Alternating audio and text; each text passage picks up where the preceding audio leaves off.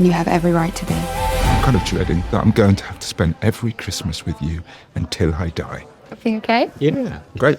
Just planning Christmas. Really enjoyed the show. I thought it was really funny and moving. So yeah, pleasure to meet all of you. Nicola, I wanted to start with you. You do so well in the show in conveying the inner hurt and fear of loss, but then that's externalized as hatred. And having a background in drama and comedy, do you find it more challenging to nail those comedic bits or the kind of anguish underlying them? I think because I'm probably, most of my stuff on telly has been straighter.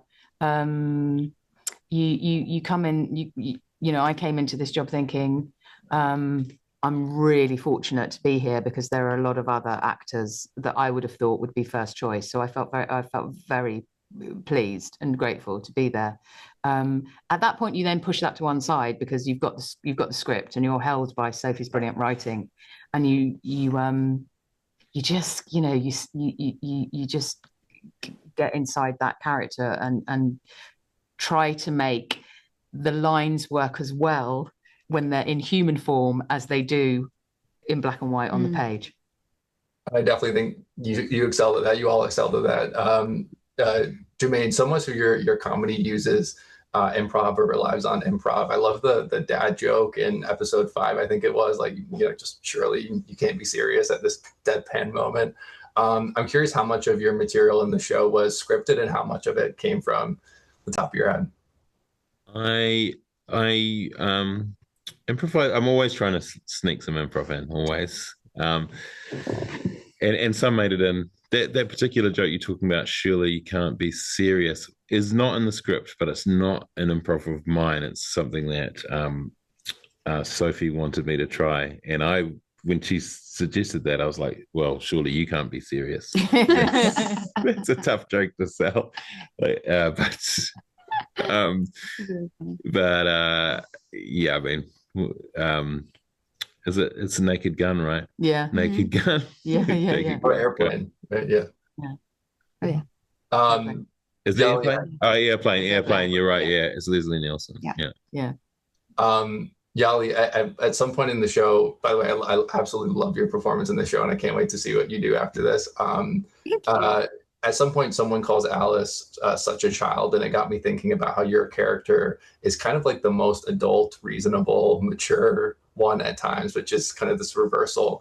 I'm wondering if you see Izzy like that and how you approach playing the character in between these two other opposing figures.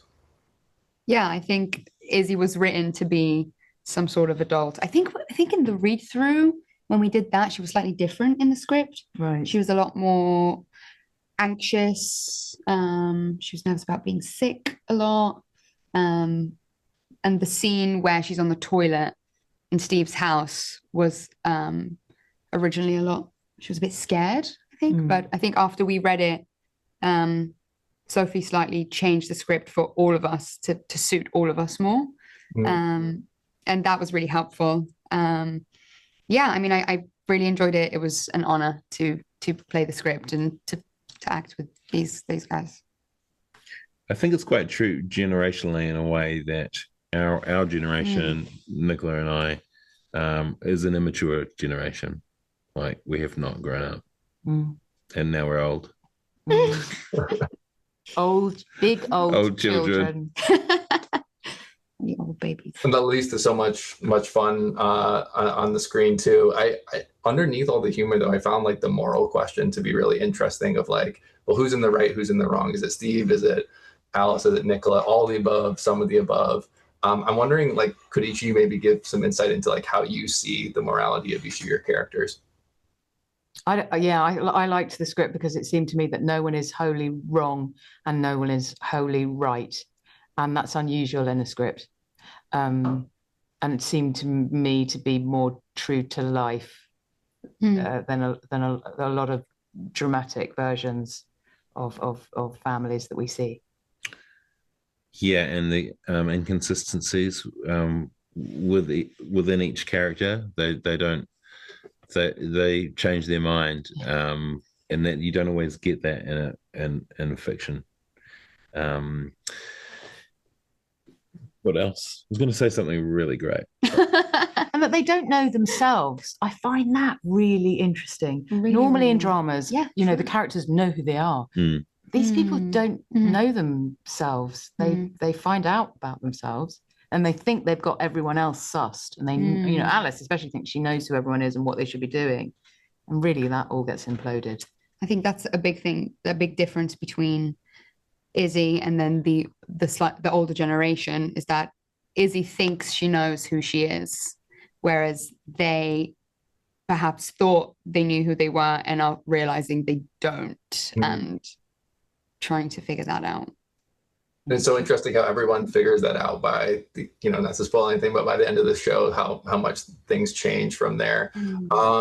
I couldn't stop thinking and watching the show of like War of the Roses or other things like that, where you have two people who like are very amicable at first and are at heads. I wonder if there were other projects that like you use as like touch points or that came to mind in playing these roles. I love Beef, season 1 of Beef. I thought about that a lot. Definitely And thinking, yeah. then season 2 of Beef came out and it felt like it fit it even more. Yeah. Yeah. War of the Roses, I agree. I talked to Sophie about that before we started. And it does hark back to that a different age of drama. I like that. Yeah, sometimes the fast dialogue feels like, you know, even though it's quite realistic in this, but it feels like an older movie we're quipping off each other. Tickety-tackety, yeah. And then a lot of it just feels like a rom-com.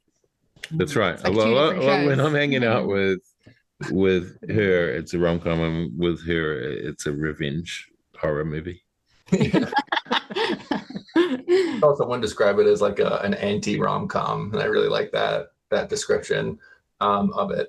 I guess as a last question here, if there's so much streaming options today and a myriad of shows to watch, especially in like the comedy sphere, what do you think stands apart? What stands your show apart from other shows?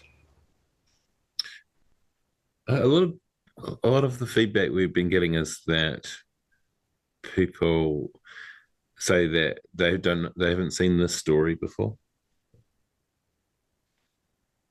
I think it's quite brave, and I think the writers put in a lot of things that a lot of writers shy away from because people might not like it.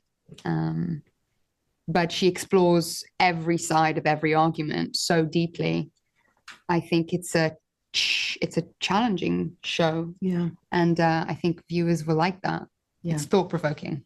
Because running alongside that and underneath it and all through it, it's really funny. It's really and I think really that's a funny. winning combination. It's the sort of show that I look for, you know, that I'm looking for to cram into my eyes and do it often over 2 nights. Yeah. And wish I hadn't watched it. That's what I would like people to feel. You know, wish they hadn't watched it so quickly. Yeah, reading the scripts, I was like, this isn't the kind of thing I've done, but it's what I like to. It's the kind of thing I like to watch. Yeah.